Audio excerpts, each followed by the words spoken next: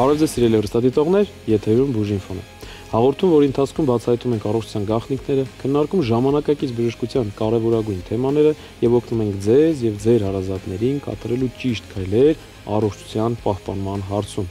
Ձեզ հետ այսօր լինելու ենք մենք, Ռիփսիմեն Պոդոսյան, նյարդաբան, գեղեցկուհի եւ ես Վարդան Շահյանյանս, պլաստիկ վիրաբույժ։ Սիրելի հեռուստադիտողներ, այսօրվա մեր գլխավոր թեման վերաբերվում է մագնիսառեզոնանսային շերտագրմանը, այն է MRT հետազոտությունը։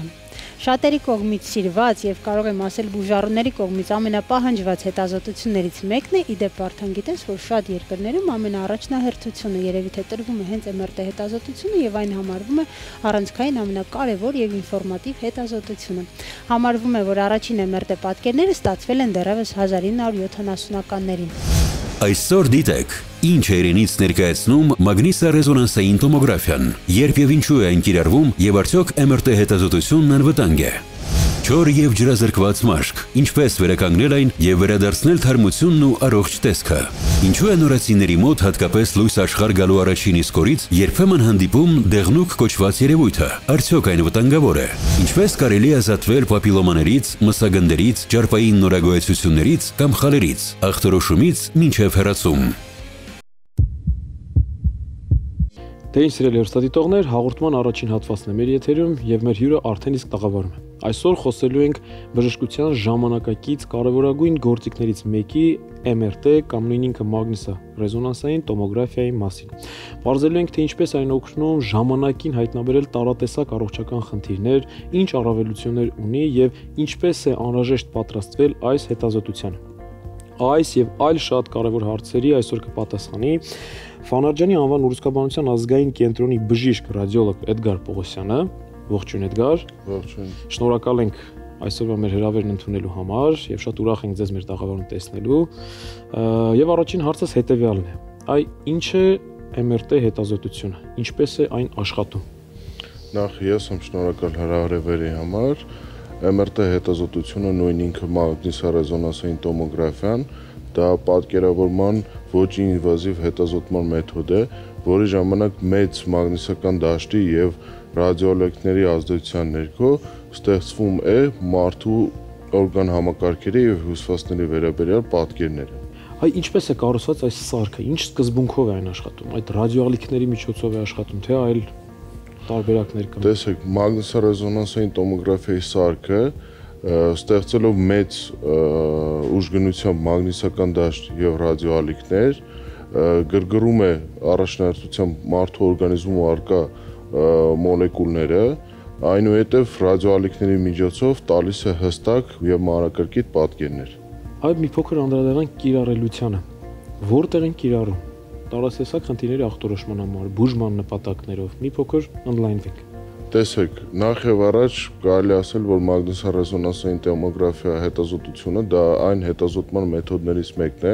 որի ժամանակ հնարավոր է անգամ վաղ փուլերում ախտորոշել, երբ մարդը ոչ մի գանգատ անգամ չունի, եւ վաղ փուլերում հնարավոր է հայտնաբերել ցանկացած ամենափոքր տարատեսակ խնդիրները մարդու օրգանիզմում։ Օրինակի համար օրթոպեդիայի ժամանակ գլխուղեղում առկա խնդիրները, ողնաշարում առկա խնդիրները, սրտաբանության մեջ սիրտանոթային խնդիրները, օրթոպեդիայի մեջ հոդային խնդիրները, արմնկային հոդում առկա, ծնկան հոդում, սրունքթաթային հոդում եւ այդպես։ Այ մի փոքր անդրադառնանք տարբերություններին։ Կարծում եմ շատերի համար եւ MRT հետազոտությունը եւ համակարգչային տոմոգրաֆիան շատ ժամանակ ասոցացվում են որպես նույն հետազոտությունը, բայց բնականաբար դրանք տարբեր հետազոտություններ են, այդ պատճառով խոսենք սրանց տարբերությունների մասին։ Ինչ հետազոտություն է MRT հետազոտությունը, ինչով է տարբերվում համակարգչային տոմոգրաֆիայից։ Տեսեք, առաջին հերթին կշեշտեմ, որ նախ առաջինը մագնիսառեզոնանսային տոմոգրաֆիայի ժամանակ մենք աշխատում ենք մեծ մագնիսական դաշտում, իսկ համակարգչային շերտագրության ժամանակ ռենտգեն ճառագայթները օգտագործվում, իսկ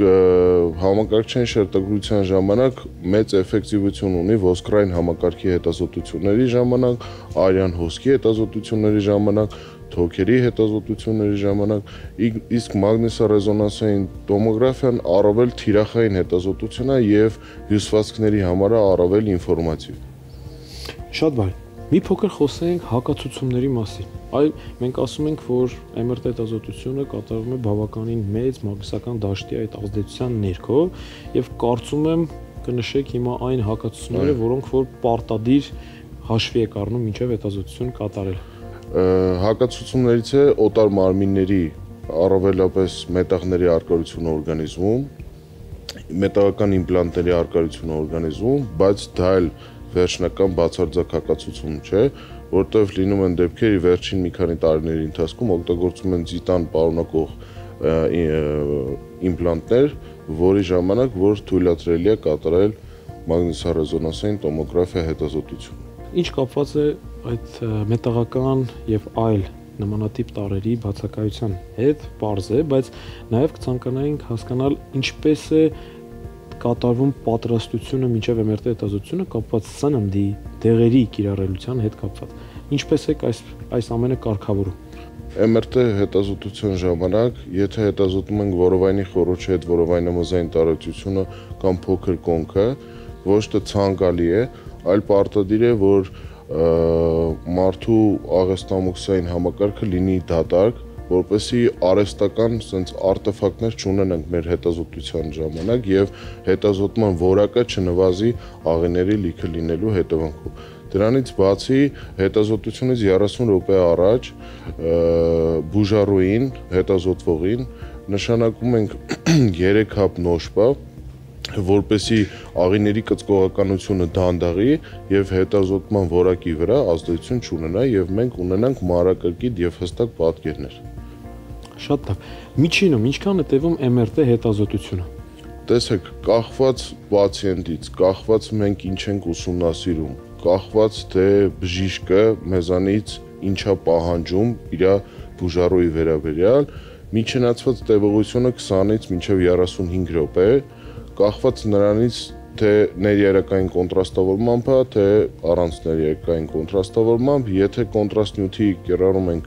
օգտագործում, դա հավելյալ 10 րոպե ավելացնում է հետազոտման ժամանակը։ Այ խոսում ենք կոնտրաստային նյութից։ Ինչ կոնտրաստային նյութ եք օգտագործում MRT-ում եւ երբ եք այն կիրառում։ Տեսեք, կոնտրաստ նյութը օգտագործում ենք հստակ ռադիոլոգի ցուցումով, այսինքն հետազոտման ժամանակ ռադիոլոգը եթե տեսնում է կա ինչ-որ խնդիր, տարբերակման համար դա բորբոքային է, ուռուցքային է, թե այլ պաթոլոգիա ունի, ցուցում է դրվում, որ պետք է պարտադիր ներարկել ներերակային կոնտրաստավորում։ Իսկ մեր պարագայում դա գադոլինիումի հիմքով կոնտրաստ նյութերն են, որոնք բացարձակ հակացություններ չունեն, դրանք կարելի է ասել անվտանգ են, երիկամային ամբարության խնդիրներ չեն առաջացնում եւ կողմնակի էֆեկտներ չեն ունենում։ Խոսենք նաեւ մի փոքր անվտանգության մասին։ Արդյոք MRT հետազոտությունը անվտանգ է բոլորի համար, թե կան որոշակի անհատներ, ում ուղղակիորեն խորհուրդ չի տրվում անցնել այս հետազոտությունը։ Տեսեք, հղիների մոտ մինչև առաջին 3 ամիսը, եթե չկա կյանքի ցուցում, ցանկալի չէ կատարել մագնիսառեզոնանսային տոմոգրաֆիա, որտեղ մեծ մագնիսական դաշտ է։ 3 ամիս հետո արդեն հնարավոր է կատարել, բայց առանց կոնտրաստ նյութի։ Իսկ մնացած դեպքերում, եթե մարդու օրգանիզմում չկա մետաղական իրեր եւ չկա ինչ-որ այլ խոչընդոտող մետաղական իմպլանտներ օրգանիզմում, այո, իհարկե հնարավոր է։ Այ ինչպես եք ձեռնարկում անվտանգության կանոնների պահպանումը, օրինակ հենց այս իրավիճակում։ Տեսեք, հետազոտությունից առաջ մեր բուժ անձնակազմը մինչև հետազոտման սենյակ, այսինքն որտեղ տեղադրված է մագնիսառեզոնանսային տոմոգրաֆիան, մանրակրկիտ ուսումնասիրում է բուժառուին, տրամադրվում է առանձին հատուկ համազգեստ, որպեսզի բուժառուն չունենա մետաղական իրեր պայմանական իր հագուստի վրա, դրա համար ամբողջությամբ բուժառուին տրամադրվում է արտահագուստ, որպեսզի անվտանգ իրականացվի հետազոտությունը ոչ մի խնդիրներ չունենալու համար։ Այ տարածված այսպիսի մի կարծիք կա, որ օրինակ համակարգչային շերտագրումը, քանի որ այն ռենտգեն ճառագայթներով է աշխատում, շատ անելու դեպքում կա որոշակի ռիսկ, բնականաբար ճառագայթման հետ կապված, այս վտանգը MRT հետազոտության մեջ կա, թե ինչպես արդեն իսկ պարզ է դառնում, այդ ռիսկերը կապված ճառագայթման հետ այստեղ բնականաբար չկան եւ կարելի է ասել, որ ըստ անհրաժեշտության քանակի հետ կապված սահմանափակում չունենք եւ ինչքան որ հարկավոր լինի, կարող ենք MRT հետազոտություն անել։ Եթե իհարկե նշված հակացությունները ձեր կողմից չունենք։ Այո, բժիշկային, դուք ճիշտ եք, մենք կախված բժշկի դրված ցուցումից իր բուժառուի նկատմամբ մագնիսառեզոնանսային հետազոտության ժամանակ, քանի որ չկա ռենտգեն ճառագայթներ, սահմանափակումներ մենք չունենք։ Քանի որ կա դինամիկ հետազոտություն հասկացողությունը, կարիք չկա 1 շաբաթ, 2 շաբաթը մեկ կրկնել, այսինքն պետք է ինչ-որ բուժման կուրս անցնի եւ մարդը նորից հետազոտվի, որ դինամիկա պահպանվի։ Իսկ ՀՇ հետազոտության ժամանակ նույնպես, եթե կա ցուցում եւ կա անհրաժեշտություն, որոշ դեպքերում ճառագայթների վերաբերյալ մի քիչ կոպիտ է հնչում, բայց անտեսում ենք, բայց այո, ՀՇ հետազոտության ժամանակ ճառագայթը դա ազդեցություն է թողնում մարդու օրգանիզմի վրա։ Բժիշկ Պողոսյան, հաջորդ հարցս հետևյալն է, ինչ է ինձ ներկայացնում DVI ռեժիմը MRT հետազոտության մեջ։ Մի փոքր կցանկանամ, որպեսզի մանրամասնեք։ DVI նույն ինքը դիֆյուզիայի ռեժիմը տալիս է մեզ պատկերներ օրգանիզմում ջրի մոլեկուլների տեղաշարժի սահմանափակումների վերաբերյալ։ Այսինքն ինչ է ինքը իրանից ներկայացնում։ Օրգանիզմում երբ որ կա խնդիր, մենք ունենք պատկեր, տեսնելով դիֆյուզիայի ռեժիմը, մենք ունենում ենք կամ սահմանափակում չենք ունենում։ Եթե կա սահմանափակում, դա մեզ ազդանշան է տալիս նրա մասին, որ կա կամ բորբոքային պրոցես, կամ գոյացություն, որը հակում ունի չարվորակացման։ Այդ իսկ պատճառով մենք ինչի ենք նշում, որ պետք է մանրակրկիտ ուսումնասիրել, այդ իսկ պատճառով դիֆյուզիայի ռեժիմը միշտ ամենակարևոր մասնիկներից մեկն է մագնիսառեզոնանսային տոմոգրաֆիայի հետազոտման ժամանակ։ Այսինքն այն օգնում է մասնավորապես ուռուցքների ախտորոշման համար։ Այո։ Շատ բարի։ Այ խոսեցինք, որ նաև կապված է MRT հետազոտության տևողությունը այն բանից, նաև բուժառուից։ Արդյոք եթե բուժառուն շարժվում է MRT հետազոտության ժամանակ, սա ձեզ համար խնդիր է, եւ սրանից արդյոք կարող է ժամանակը, միջին տևողությունը հետազոտության էլ ավելի մեծ լինել։ Այո, տեսեք, քանի որ ինքը MRT հետազոտության ժամանակ տասնյակ պատկերների մեկը մյուսի դասավորվածությունն է, հետազոտության ժամանակ կատարվում է տարբեր ռեժիմներով եւ հետազոտության ընթացքում եթե բուժառուն անգամ աննշան շարժվում է, մենք հետազոտությունը դադարեցնում ենք եւ նույն ռեժիմով նորից կրկնում ենք հետազոտությունը եւ հետեւաբար հետազոտության որակն է նվազում այդտեղ եւ կրկնելու դեպքում ժամանակի առումով երկարում։ Այսինքն կա թյուր կարծիք, որ MRT հետազոտությունը երկար է, տևողությունը շատ երկար է, բայց այդպես չի, եթե բուժառուն հանգիստ պարկում է, ունենք նաև հետազոտություններ, օրինակի համար ողնաշարի հետազոտությունը, որը տևում է մոտավորապես 10-ից 13 րոպե, եթե իհարկե բուժառուն չի շարժվում։ Շատ բարի։ Այլ ինչպես է տեղի ունենում այս MRT հետազոտության վերլուծության ընթացքը եւ ինչպիսին է ռադիոլոգի դերը այս գործընթացում։ Տեսեք, կա մի քանի տասնյակ նկարների վերլուծության կարիք եւ առհասարակ ուղղորդող բժշկի կողմից կա դրված հստակ ցուցում, թե ինչի համար է ուղարկում, թե ինչի համար է ինքը հենց ընտրել MRT հետազոտությունը եւ ինչ ինֆորմացիա ցանկանում մեզանից ստանալ։ Վերջնական եզրակացությունը տրամադրվում է 1-ից 2 աշխատանքային օրվա ընթացքում, քանզի բազմաթիվ պատկերների վերլուծություն է իրականացվում եւ տրամադրվում է ուղղորդող բժշկին այնպիսի վերջնական եզրակացություն, որ հետագա բուժման տակտիկան բժիշկը որոշի ոնց է։ Անչափ շնորհակալություն, բավականին ինֆորմատիվ եւ հետաքրքիր զրույցի համար բժիշկ Պողոսյան։ Դե ինչ սիրելի հեռուստադիտողներ, կարծում եմ շատերիս համար պարզ դարձավ, թե ինչ առավելություններ ունի մագնիսառեզոնանսային տոմոգրաֆիան կամ նույն ինքը MRT-ն, երբ այն կիրառվում եւ ինչ իրավիճակներում կարող է տալ այնպիսի տարատեսակ առողջական խնդիրների վերաբերյալ առավել պարզ եւ հասկանալի ինֆորմացիա, որը որ այլ հետազոտությունները չեն կարողանում տրամադրել։ Հիշեցնեմ, որ մեր հյուրն էր բժիշկ ռադիոլոգ Էդգար Պողոսյանը, իսկ մենք տեղափոխվում ենք խորհուրդ մասնագետից էջ։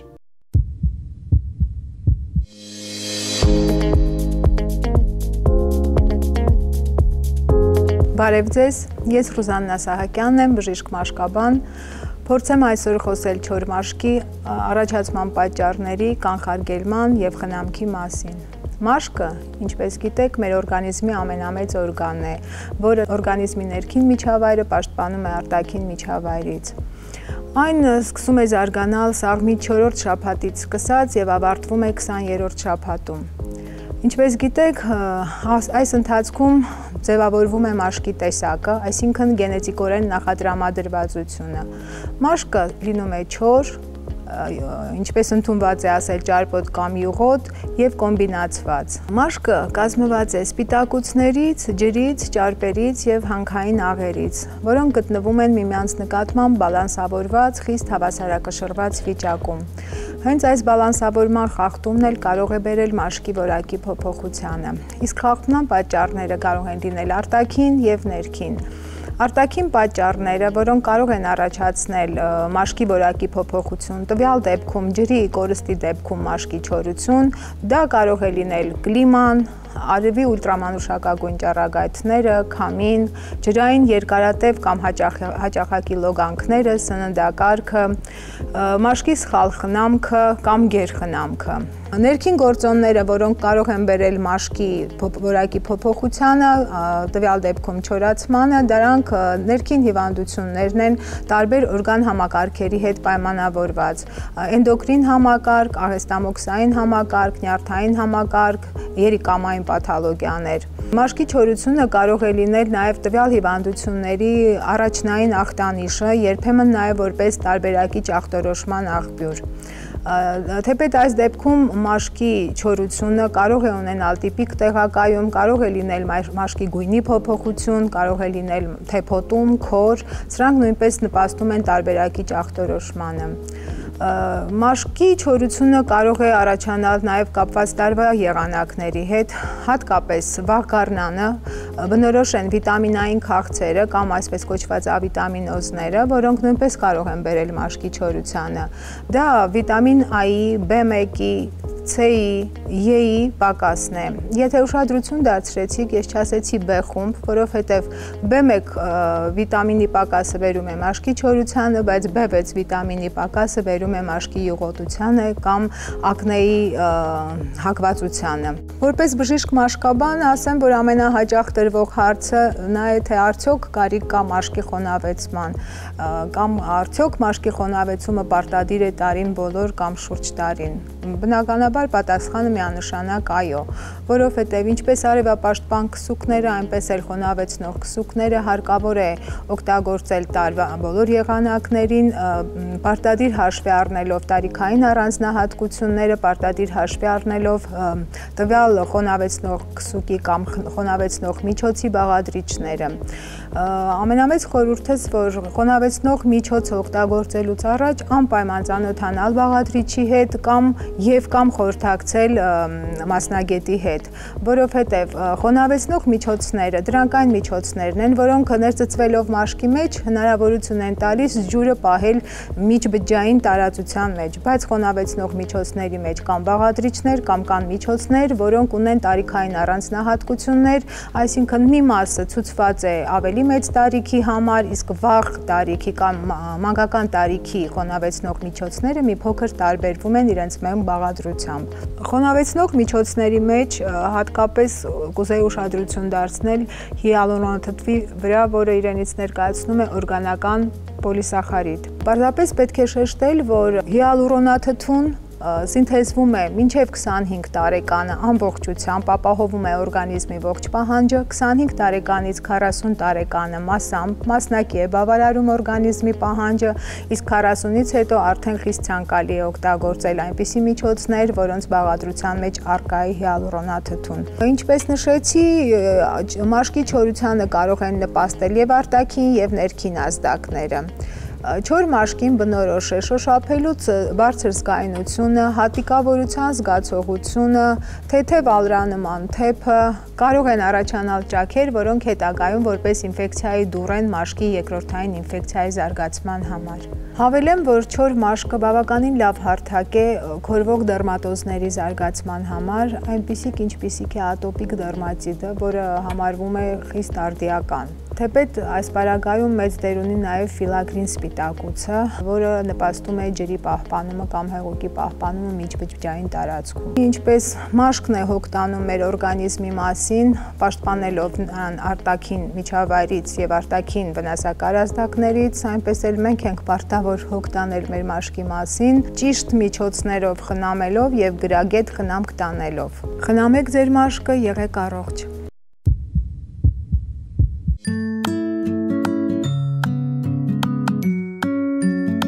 Շարունակում ենք խորհուրդ ծնողներին էջով, սիրելի հեռուստադիտողներ, բայց մինչ մեր հյուրին ներկայացնելը ցանկանում եմ հիշեցնել, որ հաղորդման այս հատվածի մեր հովանավորն է բելգիական Ontex ընկերությունը իր Kambebe ապրանքանիշով։ Բնական կոնցեպտով պատրաստված Kambebe տակդիրները չեն պարունակում պարավեն, օծանելիք եւ այլ գրգռող նյութեր, ապահովելով ձեր փոքրիկի երկարատև քունը։ Այսօրվա մեր թեման վերաբերվում է նորածիններին, մի երևույթ, որը շատ հաճախ է հանդիպում հատկապես նորածինների մոտ, որը կոչվում է դեղնուկ կամ հիպերբիլիրուբինեմիա։ Ինչու այն առաջանում հենց նորածինների մոտ եւ ինչպես պետք է ծնողները փորձեն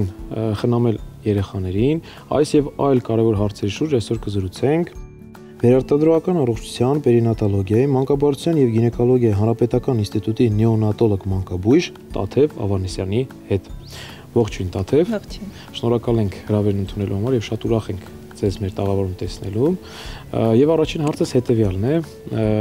ինչու է հենց նորածինների մոտ լույս աշխարհ գալու առաջին իսկ օրերին հանդիպում դեղնուկ հիպերբիլիրուբինեմիա։ Նախ շնորհակալ եմ հրավերի համար։ Դեղնուկ առհասարակ իրենից ներկայացնում է մաշկի եւ լորձաթաղանթների, սկլերաների դեղին երանգավորում, որը ինչպես նշեցիք, հետևանք է հիպերբիլիրուբինեմիա, այսինքն երբ արյան մեջ բարձրանում է բիլիրուբինի մակարդակը։ Պատճառը դեղնուկի հիմնականում բիլիրուբինի արտազատման նվազումն է, էրիթրոցիտների քայքայումը եւ լյարդի թեր ֆունկցիան։ Գրեթե բոլոր անհասների եւ 52%-ի մոտ հանդիպում է դեղնուկի կլինիկական ախտանշանները եւ դա ամենահաճախակի հանդիպող, այսպես ասած, խնդիրներից է նեոնատալ բժշկության մեջ։ Պատկերացնենք մի իրավիճակ, երբ ծնողները հայտնաբերել են, որ իրենց երեխայի մոտ կա դեղնուկի ախտանշաններ, որոնք պետք է լինեն առաջին քայլերը ծնողի եւ երբ պետք է անհանգստանան եւ անհապաղ դիմեն բժիշկ մասնագետի։ Իրականում մի փոքր համաձայն չեմ այն մտքի հետ, որ ծնողն է հայտնաբերում, որտեղ հիմնականում դա հենց ծննդատանը նեոնատոլոգների զնման համայցերի ժամանակ է նկատվում առաջին վիզուալ գնահատականը, հա, դեղնուկի, երբ տեսնում ենք տեսանելի դեղնություն, որտեղ միայն տեսանելի դեղնությունն է ենթակա ստուգման, եթե իհարկե ինչ-ինչ պատճառներով տանն է ավելի ուշ նորածնային շրջանում առաջացել, պարզապես եթե նկատում են դեղին երանգավորում, ավելի լավ է ավելորդ անգամ դիմել մանկաբույժի հետազոտվելու նպատակով, քան ուշացնել հետագա բարդությունները կանխարգելելու նպատակով։ Այլ մի փոքր խոսենք նորածինների դեղնուկի տարբեր տեսակների վերաբերյալ։ Ինչ տեսակներ ունենք եւ արդյոք բոլորի բուժումը նույնն է։ Դեղնուկները կարող են լինել ֆիզիոլոգիական, որոնք հիմնականում բուժում չեն պահանջում, եւ ախտաբանական, այսինքն կարող են լինել խմբային ռեզուս անհամատեղելիության հետևանք, սեպսիսի, ինֆեկցիոն պրոցեսների որպես կլինիկական դրսևորում, կարող են լինել հազվադեպ, բայց ժառանգական որոշակի համախտանիշների կլինիկական դրսևորում, կարող է արյունազեղումների ներծծման հետևանքով կամ ծննդաբերական կապտուկների ներծծման հետևանքով լինել, ավելի ուշ շրջանում լեհուների աթրեզիայի ժամանակ օբստրուկտիվ դեղնուկներ են հայտնաբերում, որոնք ցավոք վիրաբուժական միջամտության կարիք են ունենում։ Ունենում ենք նաև կրծքի կաթից դեղնուկ, որը իհարկե բացառման ախտորոշում է եւ ավելի ուշ նեոնատալ շրջանում է ախտորոշվում, եւ ամենահաճախակի ֆիզիոլոգիական դեղնուկների շարքին դասվող խնդիրներից է մարմնի զանգվածի ֆիզիոլոգիական 10%-ից ավել կորստի դեպքում տեսանելի լորձաթաղանթների դեղին երանգավորումը։ Նման դեպքում մի փոքր ախտորոշման մասին խոսեմ, որ կարևոր է առաջինը վիզուալ գնահատականը, տեսանելի, այսպես ասած, կրամերի գորտիներով գնահատականը։ Եթե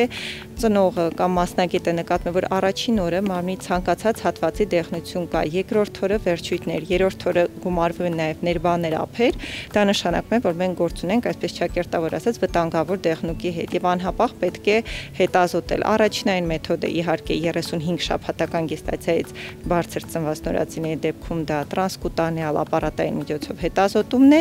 Եթե 200 միկրոմոլից ավել է կամ 35 շաբաթականից ցածր է երեխայի գեստացիան, անհապաղ շիճուկի մեջ բիլիրուբինի մակարդակի որոշումն է, բայց ուզում եմ կարևորել, որ նեյրոնների ընկալունակությունը բիլիրուբինի նկատմամբ կախված գեստացիայից եւ հետծննդյան ժամերից բավականին տարբեր է։ Շնորհակալություն, այ նաև կցանկանամ, որպեսզի խոսենք բուժման մեթոդների մասին։ Մասնավորապես ֆոտոթերապիայի մասին ես կարող եմ ասել, կցանկանամ, որպեսզի դուք մի փոքր ավելի ընդարձակեք այս պատասխանը, ինչպես նաև այլ ինչ բուժման մեթոդներ կան եւ որոնք են ամենաարդյունավետը։ Ուզում եմ շեշտել, որ ոսկե ստանդարտն է դեղնունքների բուժման հենց ֆոտոթերապիան եւ հատկապես ծնողներին է վերաբերվում խոսքս արևի լույսի ճառագայթներով բուժումը թույլատրելի չէ դեղնունքների դեպքում եւ իրականում էֆեկտիվություն բացարձակ չունի եւ իհարկե բարդացման դեպքերում է, որ արյան փոխանակային փոխներարկում է արվում, մնացած բոլոր դեպքերում միակ բուժումը ոսկե ստանդարտը դա ֆոտոթերապիայի իրականացումն է, որը բարեբախտաբար հազվագի է ունենում բարդություններ, կողմնակի էֆեկտներ, հիմնականում երեխան մերկ վիճակում պարկում է կապույտ կամ սպիտակ լույսերի լամպերի տակ, ծածկվում է միայն աչքերի շրջանը եւ ստանում է այնքան ժամանակ ֆոտոթերապիա, մինչեւ բիլիրուբինի մակարդակը չի համապատասխանում նորմայի սահմաններին։ Այ մի փոքր խոսենք նաեւ բարդությունների վերաբերյալ։ Եթե երկարաժամկետ այդ վիճակը շարունակական լինի եւ չստանանք adekvat բուժում, ինչպիսի բարդությունների կարող ենք հանդիպել։ Ցավոք բիլիրուբինը, որը ունի շատ արտահայտված նեյրոտոքսիկ ազդեցություն, անցնում է երեխաների ուղեղային պատնեշով եւ կարող է նյարդային հյուսվածքների վրա եւ երկարաժամկետ եւ կարճաժամկետ նյարդաբանական ախտահարումներ առաջացնել։ Իհարկե ամենավատ բարդությունը դա բիլիրուբինային էնցեֆալոպաթիան է, որը կարող է ավարտվել հաշմանդամությամբ, ինչու՞ չէ նաեւ լետալ երկ ունենալ, բայց դա բարդացած եւ ուշացած դեպքերն են, երբ արդեն գործ ունենք նույն ձեր ասած տանը ծնողը նկատել է, բայց ինչ-ինչ պատճառներով չի դիմել մանկաբուժի հետազոտման նպատակով։ Շնորհիվ օրեցօր զարգացող բժշկության մենք շատ հազվադեպ ենք հիմա ունենում բարդություններ, բայց շեշտեմ, որ բարդություններից մեկը իհարկե դա մանկական ուղեղային կաթվածն է եւ ցավոք կարող է ունենալ նաեւ երեխան լսողության, տեսողության կորս եւ մի շարք այլ նյարդաբանական շեղումներ եւս։ Եվ վերջում Տաթև կցանկանայի, որպեսզի ձեր ուղերձը հղեիք մեր հեռուստադիտողներին, ծնողներին, այն խորհուրդը, որ դուք ցանկանայիք փոխանցել։ Երևի թե առաջին բանը, որ կուզենայի ասել, որ մեր ծնողները, հատկապես մայրիկները, վայելեն իրենց երեխաների մանկությունը, վստահեն իրենց մանկաբույժներին եւ ցանկացած նշան, ինչպես ես եմ ասել իմ մայրիկներին, ավելորդ անգամ դիմիր, թող հերքվի, քան ուշացնենք եւ ունենանք շատ լուրջ բարդություններ, որոնք կարող են անդառնալի հետևանքների պատճառ հանդիսանալ։ Անչափ շնորհակալություն։ Շնորհակալ եմ։ Սիրելի հեռուստադիտողներ, կարծում եմ բավականին ինֆորմատիվ եւ հետաքրքիր զրույց ունեցանք բժշկու հետ։ Ցանկանում եմ հիշեցնել, որ մեր հյուրն էր Վերարտադրողական առողջության, պերինատալոգիայի, մանկաբարձության եւ գինեկոլոգիայի հանրապետական ինստիտուտի նեոնատոլոգ մանկաբույժ Տաթև Ավանեսյանը, ինչպես նաեւ ցանկանում եմ հիշեցնել, որ հաղորդման այս հատվածի մեր հովանավորն է բելգիական Ontex ընկերությունը իր Canbebe տակդիրներով։ Canbebe տակդիրների բարակ մակերեսը հարստացված է վիտամին E-ով, հալվեի, ձիթապտղի եւ երիցուկի էքստրակտով, որը կպաշտպանի ձեր փոքրիկ իզգային մաշկը, ապավելով առողջ քուն։ Իսկ հիմա շարունակում ենք հաղորդումը գեղեցկության գաղտնիքներ էջով։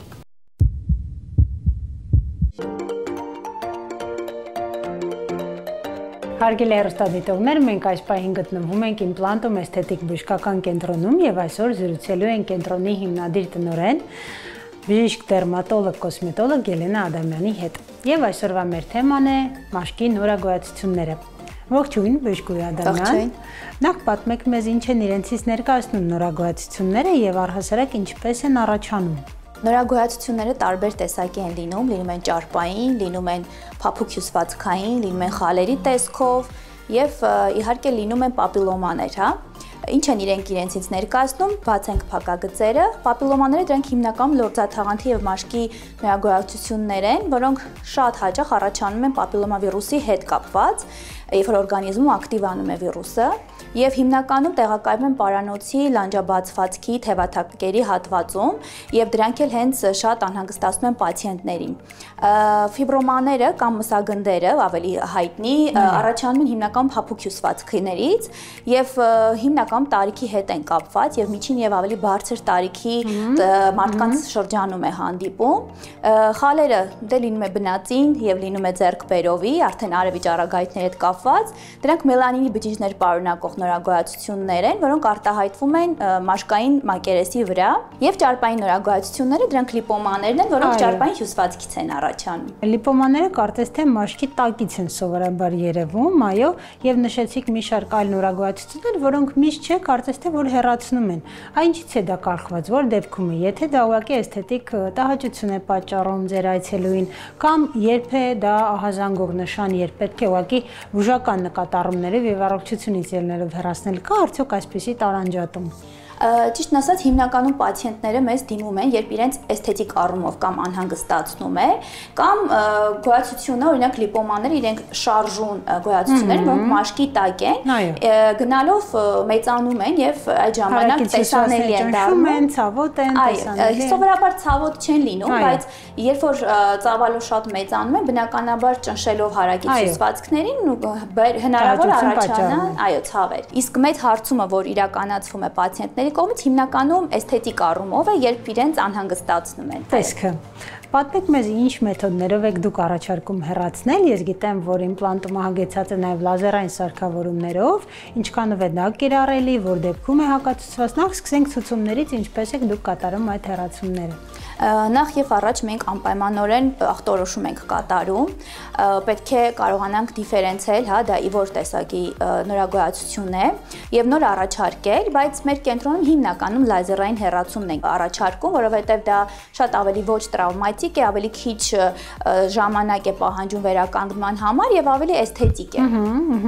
Այ ասեցիք ախտորոշումը, արդյոք դա ինչ-որ գործիքային հետազոտություն է, զուտ զննումով է պարզվում, ինչ հյուսվածքի հետ գործ ունենք։ Եթե խոսքը գնում է խալերի մասին, այսինքն հաստատված արդեն խալերն են, մենք անպայմանորեն դերմատասկոպի ենք ուղարկում պացիենտին, որովհետև պետք է հստակ իմանանք դա բարորակ գոյացություն է, թե չարորակ, որովհետև գիտեք շատ հաճախ հենց մելանոմայի հիվանդության հետ կապված է, այսինքն պետք է անպայմանորեն ախտորոշումը լինի այս պարագայում, նոր կարողանանք առաջարկել, Իսկ մնացած պարագայում կարելի է ուղղակի խոշորացույցով էլ նայել եւ տարբերակում կատարել։ Հատկապես ինչպես նշեցիք, որ իրենք կարող են փոխվել, իսկ քալերի դեպքում գիտենք, որ մեծացումը, չափերի փոփոխումը արդեն առաջին նշաններից է, որ պետք է անմիջապես հետազոտվել, եւ ինչ կասեք լազերային հեռացման մասին, ինչքանով է դա արագ կատարվում, արդյոք անցավ է, արդյոք վերականգնողական շրջան պահանջում է, թե ոչ։ Մեր սարքը, որը որ ունենք, ինքը տրավմաներ չի առաջացնում եւ արյունային գործողություն չի, այսինքն չենք կտրվածք չենք կատարում, այստեղ արյան հոսք չունենք, բորբոքման հավանականություն շատ ավելի քիչ է լինում եւ սովորական կոագուլյացիայով չենք կատարում, այսինքն կոագուլյատորով չի կատարվում, որը շատ ավելի մի փոքր տրավմատիկ է։ Լազերային հեռացումը այնքանով է լավ, որ ավելի վերականգնումը կարճ է լինում եւ հետքը գրեթե չի երևում։ Նույնիսկ անմիջապես կարող եք տեսնել արդյունքը Եվ տրավմաներ, արյունային ինչ-որ հետքեր կամ վերքեր չեն մնում փաստորեն։ Այո, մոտ 1-2 օր է տևում իր վերականգնման շրջանը, մենք անպայմանորեն տալիս ենք ցուցում հակացուցումները, եղանակային պայմաններից ելնելով շատ ավելի նախընտրել մի փոքր հով ժամանակ կատարել այդ հեռացումը, որպեսզի քողարկելու տարբերակներ լինի, որտեղ ամառային շրջանում քողարկելը մի փոքր անհարմարություն կարող առաջացնել, այսինքն երևա, բայց դա 1-2 օր այնուհետև շատ արագ վերականգնում է տեղի ունենում։ Եվ մեկը եւս կուզենամ անպայման անդրադառնալ խալերի հետ կապված շատ են դիմում, խալեր պարզապես չի կարելի հեռացնել որտեղ պատահի, որտեղ իսկապես ուզում եմ ուշադրություն դարձնել մեր բուժառուները, որ խալ հեռացնելը դա մասնագիտացում է պահանջում եւ պարտադիր ախտորոշում։ Շատ լավ, եւ նշեցիք, որ մարմնի տարբեր հատվածներում դրանք հատկապես երևացող են, որ հատկապես կաշկանդում են ձեր այցելուներին, արդյոք եթե ավելի լայն տարածում են ունեցել, շատ են, միգուցե իրենց քանակով, արդյոք կարելի է միանվագ այդ բոլորը հեռացնել մարմնի տվյալ հատվածում, թե ավելի զգուշորեն եք մոտենում։ Այո, սովորաբար հենց միանվագ ենք հեռացնում, բայց եթե օրգանիզմում կա շարունակական process, օրինակ հորմոնալ, խանգարումներից կարող են լինել կամ վիրուս արկա է, օրգանիզմում, այդ դեպքում զգուշացում ենք կատարում, որ գիտեք անպայմանորեն եթե կասկածելի ինչ-որ բան կա, պարտադիր հավելյալ ախտորոշման ենք ուղարկում, նշում ենք, որ հնարավոր է կրկնվի, իսկ նմանատիպ գոյացությունները միշտ երբ որ ունենում ենք խնդիր մեր օրգանիզմի ներսում, արտահայտվում են մաշկային տեսքով եւ եթե process-ը կա օրգանիզմի ներսում եւ շարունակական է, բնականաբար մաշկային արտահայտումները շարունակական կարող են լինել։ Շատ լավ, շնորհակալ եմ հետաքրքիր մեկնաբանությունների ծնողների համար։ Հիշեցնեմ, որ մենք խոսեցինք մաշկի բարորակ նորագույացություններից, բժշկու Ելենան պատմեց մեզ ինչ մեթոդով են հեռացնում եւ որ շատ դեպքերում կարիք է լինում նաեւ խնդրի մոտենալ ավելի հիմնովին, ավելի քիչ կրկնություններ եւ խնդիրը լիարժեք լուծելու համար։ Այս պահին մենք գտնվում ենք Implantum Aesthetic բժշկական կենտրոնում եւ զրուցեցինք մեր սիրելի Ելենա Ադամյանի հետ։ Դեռ կհանդիպենք։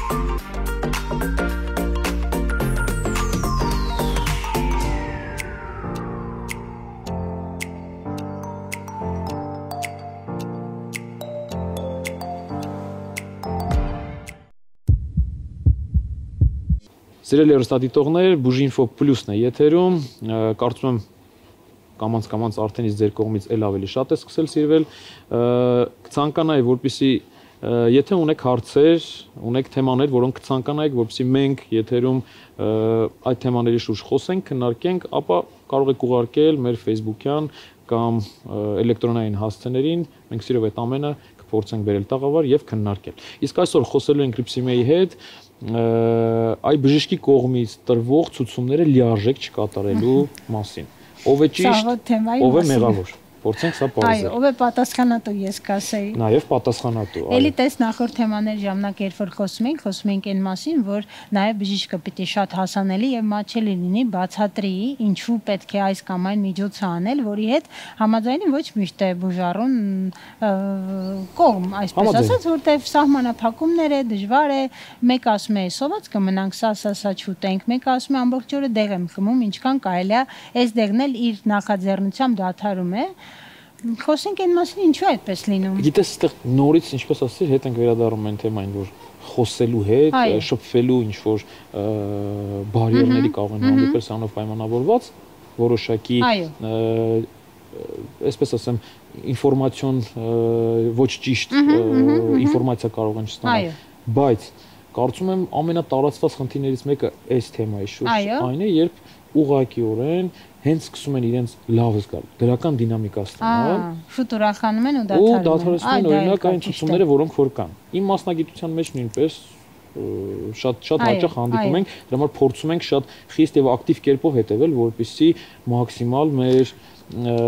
այդ ցուցումները լրիվ պահեն, այո։ Բայց գիտես մի հետաքրքիր միտք եկավ, ինձ թվում է, որ այստեղ մի քիչ էլ ազգային առանձնահատկություն է, որտեղ մեր հատկապես ազգաբնակչությունը չի սիրում դեղ օգտագործել առհասարակ։ Եվ իրենց համար այդ ցուցումները երբեմն չափից շատ են, ասում ես վարքագիծ փոխիր, քնի ժամերը փոխիր, մի հատ էլ դեղ խմի ու շատ հաճախ այդ դեղորայքը ոչ թե մեկն է, այլ 4-5-ն է, դա էլ կա չէ, որ մեր հենց առանձնահատկությունն է դեղ չխմելը։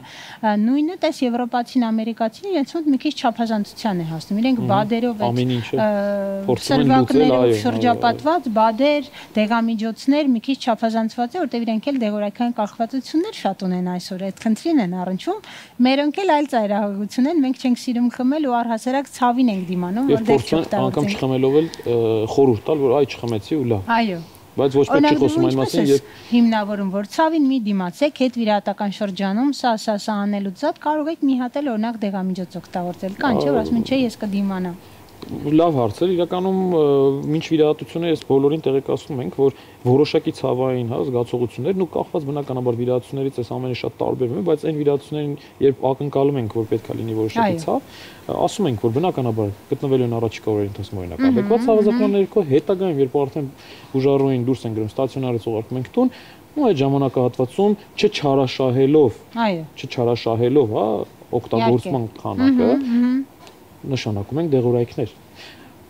բայց երբ խոսքը ցավի մասին չէ, այլ ցուցումների մասին, չգիտեմ, օրինակ կոմպրեսիոն համազգեստիկ կրում, ֆիզիկական իդեալական արդյունքի համար ձեր սերային կարևոր է, չէ՞։ Շատ կարևոր է։ Այլ ֆիզիկական ակտիվության սահմանափակում, հասկանում ես, այսպիսի խնդիրների Ինչպես ես համոզում, օրինակ դու եւ գոլեգաներդ ինչպես պիտի համոզիչ լինեք։ Կարող է ցույց եք տալիս բարդություն, ասում եք, նայեք, իդեալական վիրահատություն արել ենք, մարդը չի կրել, այ ձեր ասած համազգեստ, ներքնազգեստը, հա, կոմպրեսիոն եւ այսպես է ստացվել։ Դա կարող է աշխատել, մի քիչ վախեցնող է, բայց ոչ թե կարող է աշխատում է։ Դա է աշխատում։ Կիսվել այստեղ էսպես է, ոչ թե վախեցնում ենք, այլ ուղղակի կիսվում ենք, որ ուղղակի մեր ցանկությունը չի, որ մենք ասում ենք, այ գիտեք, կոմպրեսիոն համազգեստ կրեք, սա տարիների, հա, փորձ է, որով կիսվել են մեզանից էլ ավելի մեծ փորձով, տարիքով մեծ, հա, մեր բժիշկները, ումից մենք տեսել սովորել ենք եւ այս փորձը փոխանցում ենք նաեւ մնացածին եւ բնականաբար բուժառուներ այն մարդիկ են, ովքեր որ պետք է ուղղակի հետևեն, որովհետեւ սա չի արվում մեզ համար, սա արվում է իրենց իսկ անվտանգության եւ լավ արդյունքի համար։ Եվ այստեղ էլ էսթետիկ վիրաբուժության մեջ բնականաբար այս կիրառելիությունը կա, բայց նաեւ ֆունկցիոնալ խնդիրների ժամանակ ես ինքը շատ, հա, շփվելով այլ բժիշկների հետ, շփվելով քեզ հետ, մեր մնացած բոլոր գոլեգաների հետ լսում եմ, որ օրինակ մի փոքր սկսել է լավացում դիտարկել, տեսնել, հրաժարվում ենք դեղորայքից, որովհետեւ արդեն լավ է։ Ասում են լավ եմ եղել, հետո ինչ որ մի հատ կրիզ ենք ունենում, ու վերջ արդեն նորից հետ ենք վերադառնում։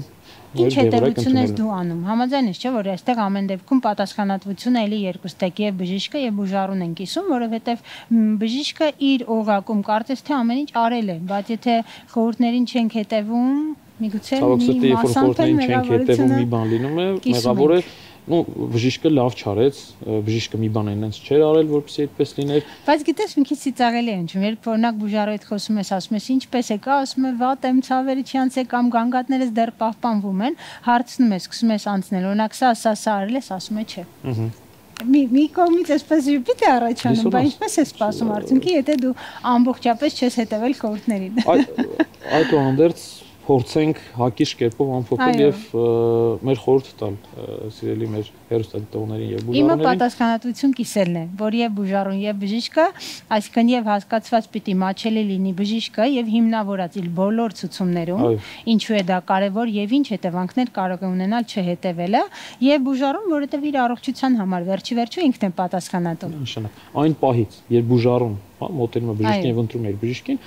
համաձայնում այդ պատասխանատվությունը կիսում է, բժիշկը ունի պատասխանատվություն, բայց եւ միևնույն ժամանակ պետք է բուժառուն վստահի իր բժիշկին ամեն խոսքին, ինչ որ ասվում է բժիշկի կողմից, որովհետեւ եթե բուժառուն չվստահեց, այս անվստահությունից արդեն ելնելով սկսում է սարատավոր, հա, այս օղակը, այս շղթան, որով եւ պայմանավորված շատ ժամանակ հրաժարվում են, դե առանց սրա էլ կլինի ու այստեղից սկսվում են խնդիրները, որի մասին որ արդեն խոսեցինք։ Սիրելի հերոստատիտողներ, սիրելի բուժառուներ, վստահեք ձեր բժիշկներին եւ արեք, կատարեք այն ցուցումները, որոնք որ ասում եւ փոխանցում են ձեզ բժիշկները, քանի որ սա իրենց ցանկությունը չէ, այլ ձեր իսկ անվտանգության եւ ձեր իսկ առողջացման եւ լավացման համար է ասվում։ Մնացեք մեզ հետ, կհանդիպենք։ Հարգելի հեռուստադիտողներ, այսօր պատրաստել էինք այսքանը, մինչ թեմաների ամփոփումը հիշեցնեմ, որ կարող եք մեր եթերները դիտել նաև YouTube-յան ալիքով, ինչպես նաև գրել մեզ հաղորդագրություններ ձեզ ուզող հարցերի մասին, թե Instagram-յան, թե Facebook-յան էջերում, որոնց մենք պարտադիր կանդրադառնանք մեր հետագա թողարկումների ընթացքում։ Սիրելի հեռուստադիտողներ, եկեք վերհիշենք, թե ինչ թեմաներ ենք այսօր ներառել հաղորդման մեջ։ Առաջին հատվածում խոսեցինք թե ինչ է իրենց ներկայացնում MRT հետազոտությունը, նույն մագնիսառեզոնանսային տոմոգրաֆիան, պարզեցինք թե երբ այն կիրառվում, կան արդյոք իրավիճակներ, երբ այն կարող է լինել վտանգավոր, թե այն անվտանգ հետազոտություն է եւ իհարկե ինչպես կարող ենք պատրաստվել MRT հետազոտությանը։ Այնուհետև մասնագետից լսեցինք խորհուրդներ ինչպես արագ վերականգնել մաշկը, ինչպես բարելավել չոր եւ ջրազրկված մաշկը շատ կարճ ժամկետում։ Հաջորդիվ խոսեցինք մի երևույթի մասին, նորածնային շրջանում, դեղնուկ կոչված երևույթի մասին, ինչու այն առաջանում եւ արդյոք պետք է անհանգստանալ եւ ինչ քայլեր պետք է ձեռնարկեն ծնողները։ Այնուհետև կոսմետոլոգի հետ պատասխանենք, թե ինչպես կարող ենք ազատվել պապիլոմաներից, մաշկային այլ նորագոյացություններից եւ այլ ճարպային գոյացություններից։ Այսօրվա համար այսքանն ենք նախապատրաստել։ Մնացեք մեզ հետ, եղեք առողջ։